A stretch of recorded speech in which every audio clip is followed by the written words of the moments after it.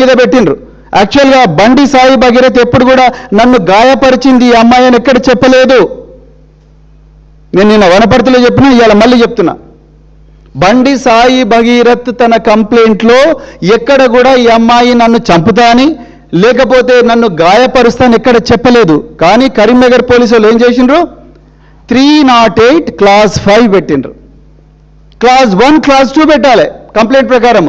Class 1 class 2 పెడితే అది bailable case అవుతుంది, మాకు స్టేషన్లో బెయిల్ వస్తుంది. క్లాస్ 5 ఎందుకు పెట్టిండ్రు? 10 సంవత్సరాల జైలు శిక్ష.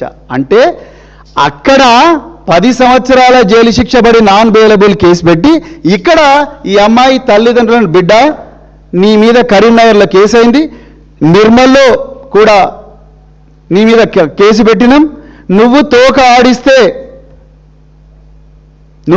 ఆడిస్తే నిన్ను లోపల వాడేస్తాం అని చెప్పి పంపించిన తర్వాత కదా ఇక్కడ అక్కడ అయిపోయిన తర్వాత ఇక్కడ పోలీసు వాళ్ళు కుట్రపూరితంగా Pet Basheerabad commissioner of police Cyberabad, Pet Basheerabad ACP, Pet Basheerabad DCP, Pet Basheerabad inspector వీళ్ళందరూ కూడా పలుకొని section 11 and 12 of POCSO act పెట్టిండ్రు. కేవలం 2 సంవత్సరాలు లేదా 3 సంవత్సరాలు.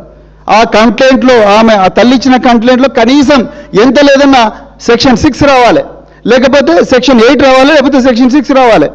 అంటే నాన్ బెయిలబుల్ 20 సంవత్సరాల ఇది రావాలి కదా, శిక్ష పడాలి కదా, అప్పుడు నాన్ బెయిలబుల్ అవుతుంది. కానీ ఇక్కడనేమో ఈ అమ్మాయి బండి సాయి భగీరథ్ మీదనేమో బెయిలబుల్, అక్కడనేమో బాలిక మీద నాన్ బెయిలబుల్. కవిత గారు మీరు ఇంత అనలైజ్ చేసిండ్రా మేడం? తెలంగాణ అమ్మ అన్నారు కదా, ఇంత అనలైజ్ చేసిండ్రా?